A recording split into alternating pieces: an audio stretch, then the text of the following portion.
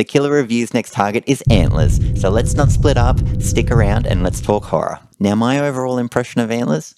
It's worth watching. I don't mind it. I think the setting and the atmosphere were particularly fantastic. I really enjoyed this movie's cinematography based in Oregon. The winding roads through the forests, the lake scenes, it looked so good. It reminded me of scenes out of The Ring. I really enjoyed the physical representation of the Wendigo in this movie, but the movie starts to lack when, well, it doesn't really explore its characters or ideas much, or at all. So I rate Antlers a 5.8 out of 10. Let me know down below what you rate it. Antlers was directed by Scott Cooper, who has another upcoming horror movie, The Pale Blue Eyes. I'm really excited to see it. It's starring Christian Bale, Batman. So if you loved Antlers, check it out. It also features horror legend Guillermo del Toro as a producer. How exciting is that? Let's talk the Wendigo. The Wendigo originates from Native American folklore and is said to be a spirit which can possess humans, and it causes an insatiable hunger, desire to cannibalize and eat human flesh. Pretty gruesome, right? I love it. Now, on the topic of human flesh, let's talk about the biggest death in this movie, which I actually didn't enjoy. It's the principal's death. Ugh. But Nick, it's the first death. It's bloody, gory. I liked it. I know. But when Lucas's father was eating the principal's neck, he was just like nibbling. He was... I wanted him to get fully in there, like a cannibal would. Like, it was like licking. I don't want to see what you... Oh. I feel attacked. But, the Wendigo is meant to be the flesh eater of the forest. Get in there, attack it, cannibalize it. That's what it should have been. And the lead up, it was so fake. The principal would never go in there. It was trespassing, first, illegal. Alright, we're going in a dingy house. Alright, we've got 1, 2, 3 locks on the door, some weird medicine bag thing. Alright, let's go in there, we're hearing weird noises. We've got blood on the walls, we've got a trail up to stairs. No, the principal would turn around and run out and call for help. That's what you do. No, you don't go up there. No, fake. Not believable. This would normally cause an uproar with the audience. They'd be screaming, turn around. But you know what? I didn't care. Keep going. Get eaten.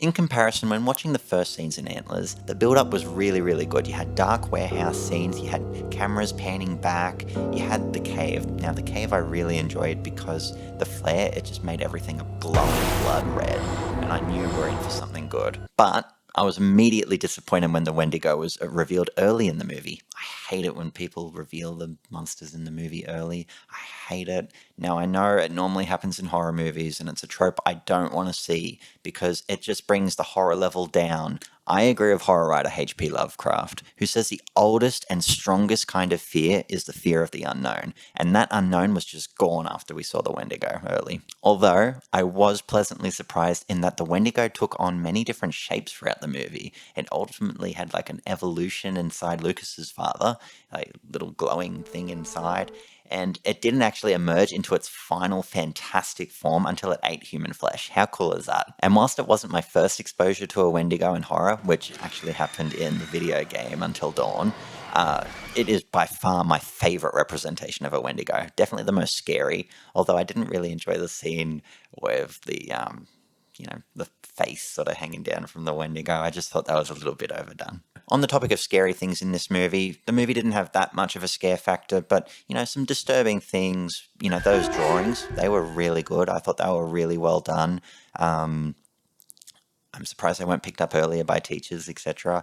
And, the scenes where Lucas is feeding his father and brother the skunk and all of that, they're alright. Now, I want to mention an emerging trope in horror movies that I'm really not for because it's just been done to death. It's having an elder from the local featured tribe come and explain to the main protagonist and to the audience everything they need to know about the monster, how to defeat it. Look, here's a book. I'll show you what's in it. This is what you need. Stab it here. Do this to it. It's spoon feeding. I don't like being spoon fed. I like working it out myself. Please let me do that. Keep me guessing. That's what I want in a movie. So in Antlers, this was done by the character Warren, and all he did was show the main character a book and said, rip out the Wendigo's heart in the battle. Well, that made the final scene predictable, didn't it? I wish the character Warren contributed in a more meaningful way, or at least, was written into the movie a little bit better. Even having the movie from a Native American perspective, that would have been really cool, but we didn't really get that. We just got the one big scene. Now, what Antlers does do really well is explore negative themes of domestic violence, child abuse, and it does that through its protagonists of Julia and Lucas, who share a similar story. Antlers delves into the lack of resources available to help these victims of these traumatic events. This is really prevalent when Julia goes to the principal and, pleads with her to help Lucas, but it's like pulling teeth to get her to do anything. The character Julia is Lucas's teacher, and yes, she's experienced her own childhood trauma at the hand of her father. These scenes were shown in the movie, but I actually didn't really enjoy them. They didn't need to be there. They were only there to show mutual understanding between Lucas and Julia and show the audience that both characters have suffered at the hand of their father. But we don't really explore Julia's backstory, nor does she really show any personal growth based on these traumas.